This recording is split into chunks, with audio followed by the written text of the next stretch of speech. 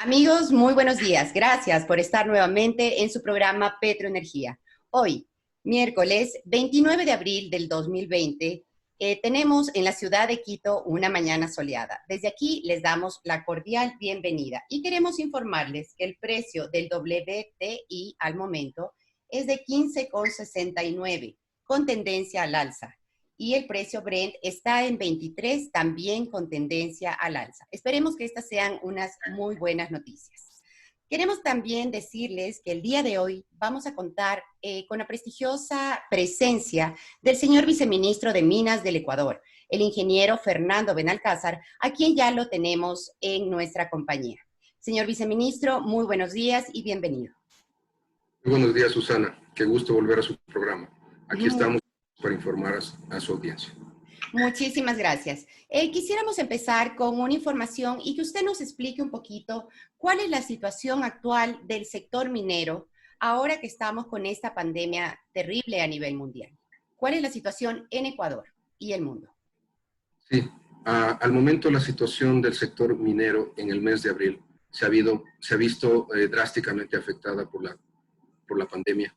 Y creo que es importante resaltar que conscientes de la emergencia sanitaria en la que vivimos, se puede comprender el temor y el pánico que las personas viven, y no se digan actividades como las nuestras, en donde la cantidad de personal es intensa, la misma disposición física de las personas puede comprometer ese distanciamiento social, y obviamente ese temor ha llegado a impactarnos al punto que tenemos un 40% de las actividades tal vez en marcha, y el restante se ve reflejado en actividades mínimos. Por ejemplo, en las minas a gran escala como Mirador y Fruta del Norte se ha aprovechado el tiempo para reducir a un 20-25% del personal real, es decir, una reducción del 80-75%, y se ha focalizado en actividades de mantenimiento, actividades de cuidado de la planta, de los sistemas, de los equipos.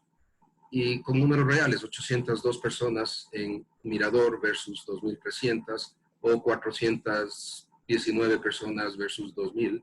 Esos son los números. Y en pequeña minería, obviamente, el impacto por la naturaleza mismo también es fuerte. En pequeña minería tenemos aproximadamente 33% de la actividad en marcha. Entonces sí hay un impacto. Y creo que los esfuerzos del gobierno están encaminados a minimizar ese impacto. ¿A través de qué? De ver que las exportaciones continúen. Lamentablemente, al 31 de marzo superamos los 360 millones de dólares en exportaciones, pero en abril hemos parado. Prácticamente son 72 millones que no hemos podido exportar. Entonces, estamos encaminados, hemos trabajado muy de cerca con el apoyo del Ministerio de Minería de Chile, directamente el propio, con una relación estrecha que hemos desarrollado con él a lo largo de estos años. Ha colaborado en compartir cuál fue su protocolo, su procedimiento para mantener la producción en marcha. En Chile el impacto es menor, no podemos decir que no hubo impacto, pero no llega a ser del 7-8% de la producción estimada. Y estamos listos, hemos, usando un término que no me gusta, sociabilizado ese protocolo que preparamos, ese plan general. Hemos tenido la retroalimentación de la minería a gran escala, de la pequeña minería, de plantas de beneficio, de la academia, y creo que estamos con el proyecto listo para lanzarlo. Y digo creo porque hasta el día de ayer a las 18 horas estaban previstas las últimas retroalimentaciones. La meta es seguir adelante, tenemos que ya pasar a ese siguiente modo en el cual es volver a producir, porque no solo es el problema que tenemos de salud, es cómo el país se mantiene y se sostiene económicamente en los próximos meses. En ese sentido, la relación para lanzar este protocolo en conjunto con el apoyo de Chile, ¿a qué se debe? ¿Por qué Chile? Chile es una de las potencias en la región y también en el mundo en el área del cobre. Hace años, no fue en esta administración, se establecieron acuerdos de cooperación en el mes de junio del 2019. El señor presidente de la República y el presidente de Chile ratificaron esos nexos de cooperación en varios aspectos. Uno de esos, por la trascendencia que tiene la minería en ese país, fue el sector minero. Eso es la parte protocolaria, digámoslo así. ha habido una buena afinidad. Hemos en varios eventos, como el último, la Cumbre de las Américas de Ministerios de Minería, que pasó en noviembre del año pasado, que Ecuador fue la sede, se estrecharon más las relaciones con el equipo del ministerio. Y definitivamente siempre podemos aprender de las mejores prácticas y no reinventar la rueda. Y es una filosofía que en mi vida profesional siempre he manejado. No buscamos sino ganar.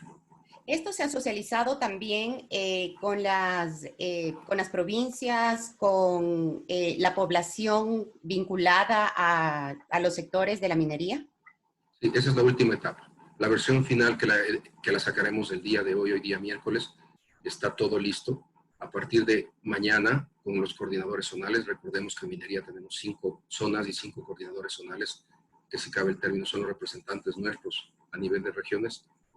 A través de algo, le doy una primicia, es una de las cosas que más me halaga, porque logramos ya formalizar la creación de mesas técnicas de minería.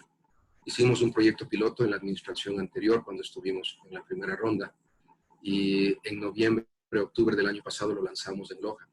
Y es un vehículo en el cual se sientan todas las partes interesadas, desde los gobiernos locales hasta la gobernación, en el lado del gobierno y otras entidades del gobierno, más todas las empresas mineras y todos los que tienen intereses en la región o en la zona. Ese proyecto que lo lanzamos en Loja fue un éxito, y ahora una de las primeras decisiones que tomamos fue formalizar, disponer que esto se haga en las cinco regiones. Y magnífico. Doy una premisa: desde que formalizamos eso a la fecha, hemos tenido ya 6 mesas técnicas ya específicas, si bien dentro de una región, dentro de las ciudades claves, Zamora, Machala, Zaruma, Cuenca. Tuvimos Cuenca el viernes de la semana pasada, y ese es el vehículo. A través de ese vehículo podemos sociabilizar la última etapa. Entonces, mi meta es que el lunes estemos con todo absolutamente listo, y de ahí sí tenemos que recurrir a la autoridad máxima bajo estas circunstancias. Más allá de lo técnico, la autoridad máxima es el COE, compartiendo lo que se hizo, que el COE avale y diga: sí, este protocolo cumple con todo lo que hemos aprendido en estas 8 semanas, luz verde. Es difícil establecer una fecha. Yo sé que la pregunta lógica que usted estará ya formulándose en su cabeza es: ¿cuándo arranca la minería? Así es. No le puedo dar una fecha estimada, Susana. No sabemos. Siempre estamos sujetos a las condiciones de salubridad, cómo avanza el problema de la pandemia que tenemos, cómo las comunidades, a través de sus COEs regionales, provinciales o locales, perciben la actividad, pero no sin resaltar que la actividad minera es estratégica. No es que nosotros podemos estar sujetos a decisiones locales que por desconocimiento o por no entender, tenemos un temor formal de transmitir el virus a través de los vehículos o los conductores. Venimos trabajando con protocolos formales, las empresas todas, desde el 17 de marzo, por una circular formal del ministro Ortiz, que fue muy contundente el primer día que yo llegué en el caso de minería. Se estableció que cada empresa debe contar con sus protocolos formales de seguridad y salud, y los protocolos de transporte han sido requisitos posteriores que han evolucionado por la necesidad de los COEs regionales o locales. De hecho, señor viceministro, frente a la caída del WTI, que es el que representa a nuestro petróleo, ¿verdad? Muchos de los empresarios, y de hecho la economía del país, se ha volcado los ojos hacia la minería. En ese sentido, usted como viceministro de Minas de nuestro país, del Ecuador, tiene un fuerte reto por delante. Y uno de ellos, que es lo que están pendientes muchos de los empresarios dedicados a la minería, tanto los pequeños como los medianos y los grandes, es el tema del catastro minero. Perfecto. Me encanta escuchar eso, porque de alguna manera creo yo que es el resultado del trabajo que lanzamos hace un año, 3 meses. Usted recordará, en diciembre del 2018 decidimos posicionar y educar a los ecuatorianos en minería. No hemos alcanzado el 100%, hay mucho camino por recorrer.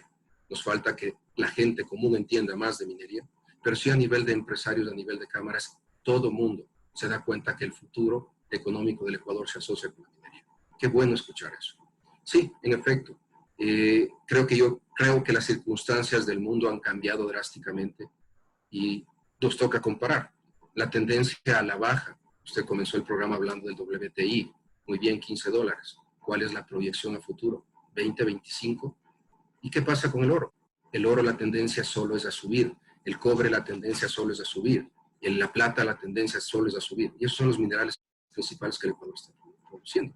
Hoy día la onza de oro se cotiza en $1,709 y la tendencia es al crecimiento y volveremos a valores. Los grandes expertos bancos del mundo están proyectando a 3.000, 4.000 en los próximos años y la tendencia para el 2021 es redondear los $2.000. Frente a esa tendencia al alza y esa tendencia a la baja del sector petrolero, es muy optimista pensar que lo vamos a reemplazar. Probablemente sí lo hagamos en unos 10, 12 años, 15 años, pero al momento la tendencia de crecimiento, solo si tomamos como referencia nuestras exportaciones, en un escenario ideal para el 2020 hablamos de $1.109 millones de exportaciones mineras. En un escenario más realista podría verse afectado en un 30% y en un menos realista en un 25%. Y digo realista porque no es fácil retomar la producción bajo estas circunstancias y tenemos un proceso de tiempo que vamos a cumplir. El catastro minero es el único vehículo que nosotros tenemos para que el incentivo formal a la inversión extranjera se pueda concretar. Así es. Pero soy muy transparente. Creo yo que no podemos seguir pensando de la misma manera que se pensaba hace 6 meses. Tenemos metas. El catastro minero tiene que salir en el último trimestre de este año o en el tercer trimestre de este año. ¿Por qué? Porque este tiempo nos ha afectado, no tenemos la asignación de fondos requeridos para el último paso, que es la adquisición del software específico. Hemos cumplido con el trabajo arduo con la ayuda del Banco Interamericano y del Banco Mundial y estamos listos para poblar, para alimentar ese software. Ese software nos toma un tiempo comprar, eso nos afectará.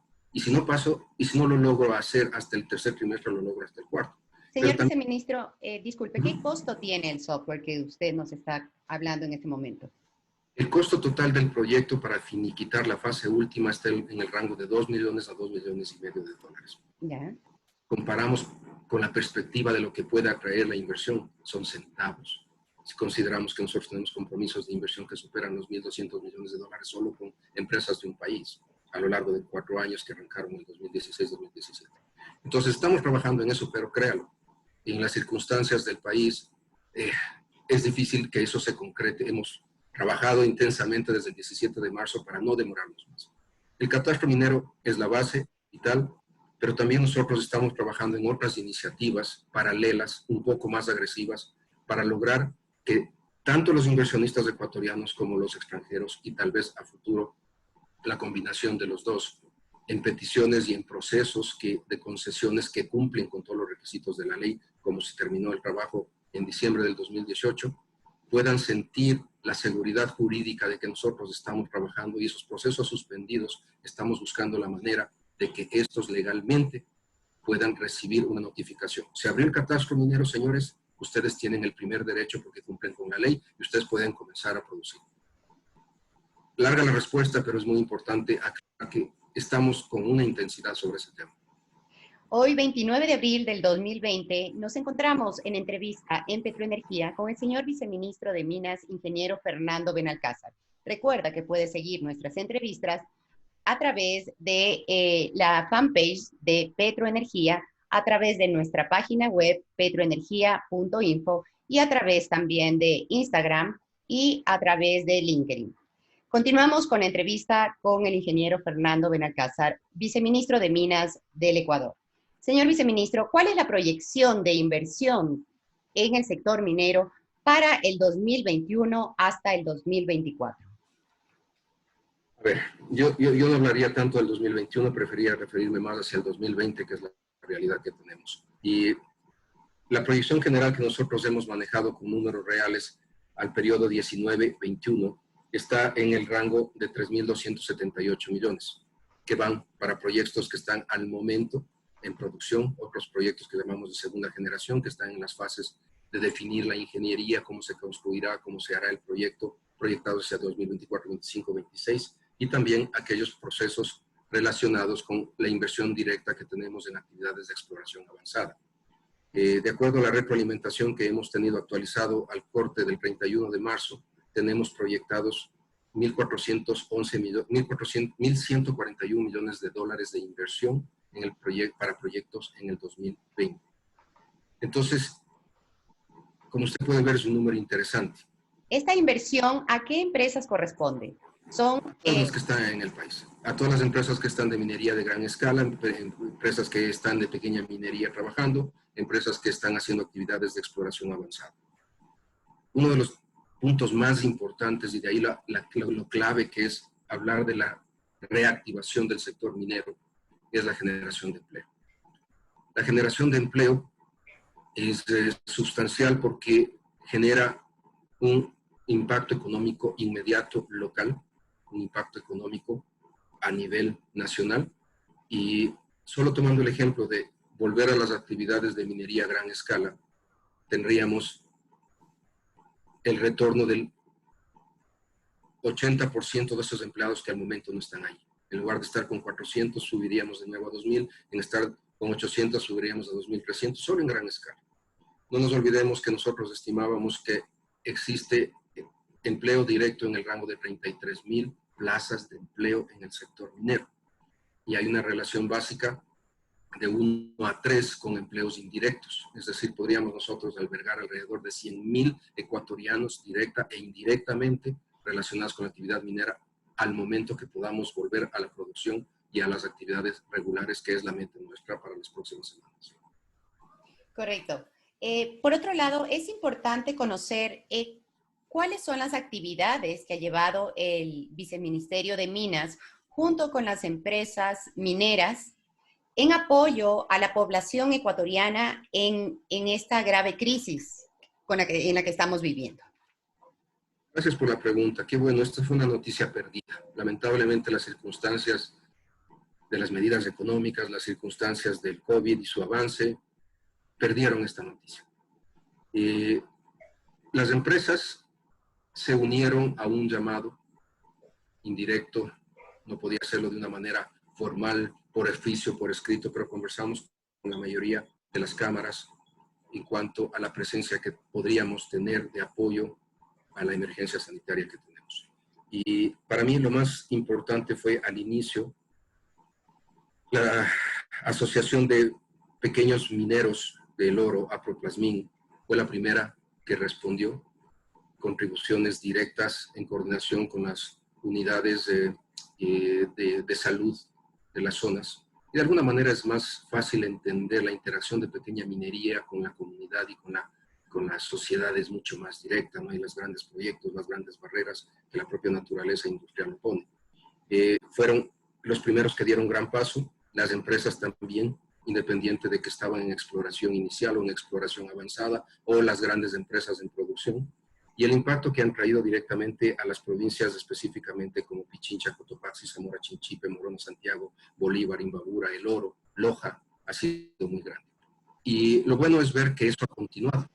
Eso arrancó hace unas 2 o 3 semanas, y a medida que las necesidades se van poniendo sobre la mesa a través de los COEs provinciales o de los COEs distritales, se está cooperando. Entonces, sí quiero agradecer y hacer público que la industria minera ha estado presente y sigue presente en la solidaridad, que es lo más importante en este momento.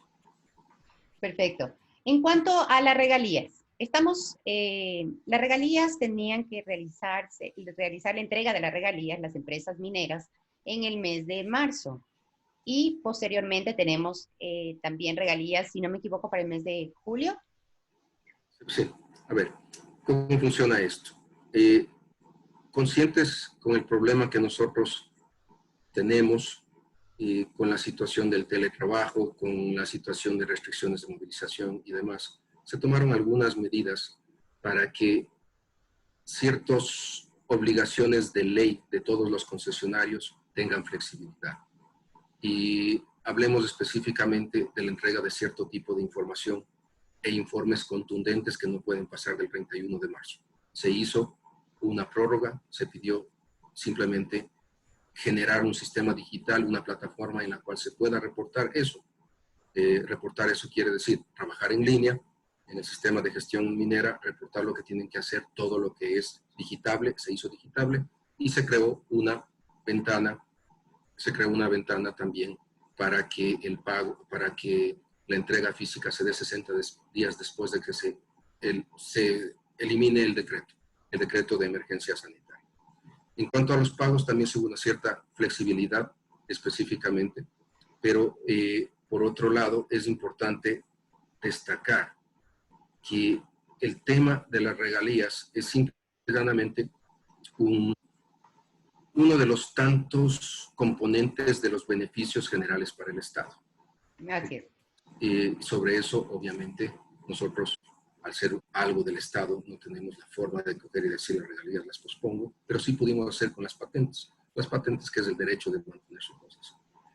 Es importante destacar que si nosotros vemos lo que han sido los beneficios para el Estado desde el sector minero comparativamente entre el 2018-19 y lo que va del primer trimestre, es evidente el impacto que ha tenido el ingreso de las exportaciones de minería a gran escala. Guardando las proporciones, en lo que va del primer trimestre de exportaciones, superamos 33% al máximo de la exportación anual del 2019 y casi 40% del 2018 en el primer trimestre. El impacto y las proyecciones de beneficios para el Estado, y en eso voy a leer un poquito porque no quiero equivocarme. El año pasado fueron 459 millones de dólares los beneficios que dejó la minería. Este año, en el escenario optimista, son 892 millones, más del doble, o el doble prácticamente. Y la tendencia bajo las circunstancias puede estar un poquito más abajo en el rango de 762. Entonces, el tema de las regalías como uno de los componentes de los beneficios para el Estado ecuatoriano es muy importante y estamos conscientes que debemos seguir trabajando duro para que eso no se reduzca. Claro que sí. Sería importante, señor viceministro, que por favor usted dé un mensaje para todos aquellos inversionistas, llámense pequeños, medianos o grandes, que quieren trabajar en el sector minero. ¿Cuál es el apoyo que van a tener de parte del viceministerio, de parte de usted y de su equipo? Y por otro lado, ¿cuál es la seguridad jurídica que tienen el día de hoy las empresas que están interesadas en venir a invertir en minería en Ecuador? Comencemos por la segunda parte, la seguridad jurídica. La seguridad jurídica ha sido una bandera de todas las gestiones que nosotros hemos estado vinculados, pero más aún ahora. Contamos con un ministro cuya trayectoria internacional es extremadamente respetada y siempre ha sido su bandera, la seguridad jurídica. Eso yo creo que es un refuerzo a la gestión y a las ideas que veníamos siempre pregonando de la importancia de que si yo pongo un dinero en un país, ese país tiene que darme las condiciones para que mi dinero no se diluya, no se pierda y la seguridad que yo requiero. Entonces creo que en eso estamos en el mejor momento. Segundo, con respecto a qué hacemos desde el viceministerio y la gestión nuestra encaminada a garantizar esa seguridad y ese interés de los inversionistas. Creo que las pruebas y los resultados están ahí. 2018-2019 fuimos el área en la cual se invirtió más en el Ecuador. La inversión extranjera directa en minería superó a cualquier otro de los rubros de inversión. Han habido bemoles, han habido situaciones en las cuales desde el punto de vista político, social, una oposición organizada. Hemos trabajado con las empresas en buscar también cómo comunicar y ser eficientes. Este mismo tipo de encuentros con personas como usted y con personas que influyen en los medios se ha ampliado a nivel de empresas, a nivel de gobierno y conjuntamente a niveles regionales. Entonces, el mensaje muy claro es: el Ecuador ya no es un potencial destino de inversión. El Ecuador es el país en donde, por su riqueza geológica, su estructura y los resultados y descubrimientos de los últimos años, de los últimos 2 años, y el arranque de la minería industrial a gran escala, hacen que inversionistas del calibre de las grandes mineras del mundo quieran estar en el país.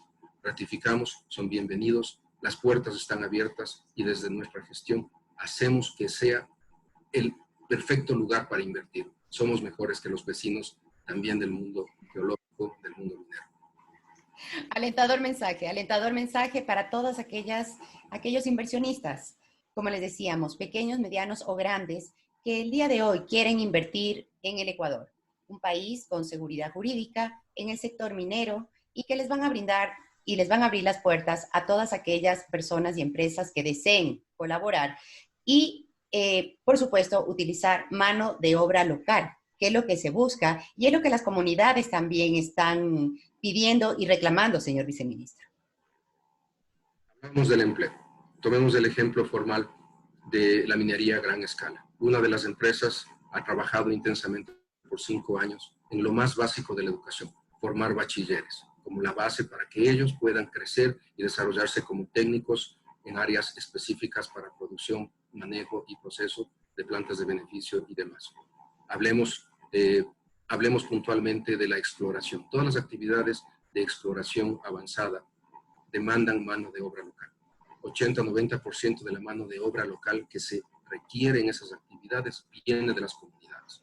Es por eso que en las comunidades, tomemos como un ejemplo Loja, yo he estado presente cuando las comunidades dicen, desde que llegó la empresa, nosotros tenemos trabajo. Ya no ganamos esos 90-80 dólares, ahora ganamos 400, 500, 600 dólares y estamos afiliados al seguro. Entonces hay un impacto directo en el tema de empleo y sí hay una conciencia y una alineación total entre el gobierno y las empresas para el incentivo de la mano de obra local, no solo en lo más básico, como le daba el ejemplo, proyectando, tal como se hizo hace 25 años en el sector petrolero, en los 90, profesionales se desarrollaban para ser los futuros líderes, gerentes y grandes petroleros. Lo mismo se ha hecho acá. Se está trabajando con las comunidades para crecimiento y una proyección de los próximos 20, 30, 40 años que la industria minera ofrece actividades de minería. ¿Cuál es la sensación de Mirador y Fruta del Norte frente a las acciones gubernamentales? Yo creo que las dos empresas de alguna manera sienten alguna frustración en el sentido de que tienen en stock equipos y materiales listos para exportar, concentrados de cobre, concentrados de oro y hasta barras doré. Y no podemos desde los primeros días de abril transportar. Si yo cuantifico eso, más lo que la pequeña minería de igual manera tiene esa frustración, tiene sus concentrados listos en sus plantas de proceso y beneficio, y no pueden llevarlo al puerto Bolívar o al puerto Guayaquil. Esto es algo en lo cual estamos trabajando. Le puedo dar una primicia, en los últimos días hemos hecho los mejores para obtener la definición de corredores de transporte. Se está trabajando con el Ministerio de Transporte y Obras Públicas, con un delegado de la vicepresidencia, se está trabajando con el CODE, nuestro delegado allá ha presentado la propuesta. Así como se hicieron los corredores de abastecimiento de productos vitales, agrícolas y demás, queremos hacer algo similar, de tal manera que con una ruta definida podamos sacar esos exportables. Les decía, 72 millones es lo que nosotros cuantificamos ya redondeado y cortado al fin de mes hasta a la medianoche de ayer. Entonces, sí hay interés de las empresas, hay interés del gobierno, pero nos falta que logremos engranar el tema COE central y necesidades del gobierno con los COEs provinciales y el temor o la preocupación de contaminación y se nos restringe el paso por ciertos lugares estratégicos. Pero también esto es una oportunidad, discúlpeme que me adelante, Susana, hay que pensar que no es sostenible una mina que va a producir 30 años, una mina que va a producir 15 años, dependiendo de una sola vía de acceso, una vía y una carretera estrecha de 2 carriles. Pensemos ya a futuro un tren minero, busquemos ya a futuro un sistema de tubería que nos permita conectarnos a puntos claves. Es oportunidad que nace de las realidades actuales para la inversión privada. El tren minero era un proyecto del cual ya se había hablado a finales o a inicios de este año, ¿verdad? Sí, es un proyecto que nace de la iniciativa privada de ricos mineros de la provincia del Oro. No se ha descartado, no es fácil, es un proyecto de algunos cientos de millones de dólares, pero hay un mercado. Hay un mercado y el crecimiento minero del país en la región sur es sustancial. Tenemos grandes prospectos.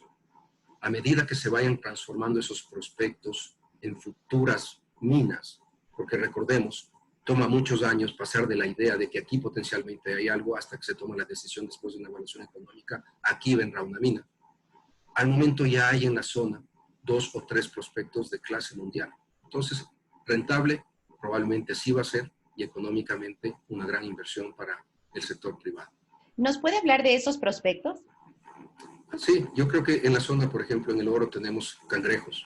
Cangrejos es un proyecto que ya fue inicialmente identificado como de gran calibre y a medida que su exploración avanzada continuó. Existe inmediatamente al lado otro prospecto llamado La Bestia, el nombre lo dice todo, cuyo tamaño y volumen es inclusive superior, que juntos los dos es uno de los grandísimos descubrimientos que tenemos en el Ecuador. Estoy hablando de esto en el oro. Entonces, también la misma empresa, dentro de Zamora Chinchipe, también identifica en una zona ancestral aurífera otro gran prospecto, adelantándome un poco a informaciones no reservadas, pero todavía no públicas, tiene muchísimo potencial en el sector.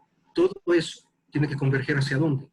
Un poquito hacia el suroeste y nos vamos hacia Loja y terminamos exportando por Puerto Bolívar y por Guayaquil. Una gran noticia. EXA, la empresa que maneja la mina Mirador, logró arreglar y trabajar para que sus exportaciones sean mucho más fáciles desde Puerto Bolívar, cuando inicialmente Puerto Bolívar no se quería promocionar como un puerto minero. Hoy día ya lo es. A través de Puerto Bolívar se hizo la exportación más grande de ellos el 31 de marzo. Entonces, el sector va trayendo mucho impacto y muchos beneficios de desarrollo económico en todas las áreas. Conocemos que existen algunas minas en Azuay. Sin embargo, hay un pequeño problema de entendimiento o comunicación con las autoridades de este sector. ¿En qué sentido el viceministerio ha trabajado o va a trabajar para lograr consensos entre las partes? La provincia de La Azuay es una provincia privilegiada. Es interesante, no con el afán de corregirle, pero sí poner datos reales. El 50% del oro que se exporta del país en pequeña minería viene de la provincia de La Azuay. 50% del oro que exportamos viene de la parte de Ponce Enríquez. Usted recordará que cuando nació esta polémica había dos partes. Una parte que proponía la consulta del no a la minería metálica y otra parte que proponía sí a la minería metálica en la misma provincia. Así es. Tenemos una coordinación zonal, cuyo coordinador zonal es una persona de altísimo nivel, educado al máximo, y es una que vino de la academia. Creo que la gestión de él ha sido muy interesante, buscando el diálogo y la educación. Más que consensos, buscar formar y explicar los beneficios que la minería sostenible desde el punto de vista ambiental y social puede traer para una provincia. Sí, políticamente hablando es una provincia sensible, económicamente hablando desde el punto de vista de minería, uno de los grandes nuevos proyectos del mundo minero se desarrollará allá, que es Loma Larga. Loma Larga es un proyecto que, tras un pronunciamiento del Cantón Girón, ha tenido que hacer un rediseño de su proyecto para respetar la decisión del pueblo que no quieren minería en ese cantón, pero para beneficio de los ecuatorianos, la mina, la boca de mina está en el Cantón Cuenca.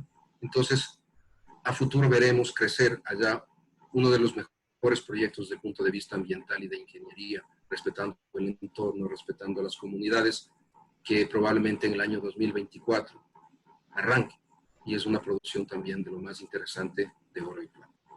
Hay que trabajar en los temas de diálogo y continuar comunicando y creciendo el concepto minero en el Ecuador. Muchísimas gracias. Noticias alentadoras y un accionar positivo del Viceministerio de Minas, que es dirigido por el ingeniero Fernando Benalcázar. A esta hora queremos agradecer hoy, miércoles 29 de abril, la presencia del señor viceministro ingeniero Fernando Benalcázar por su presencia en nuestro programa Petroenergía. Y le recordamos que todos los miércoles estaremos con ustedes en vivo. Muchísimas gracias, señor viceministro. Muchísimas gracias, Susana. Siempre las órdenes.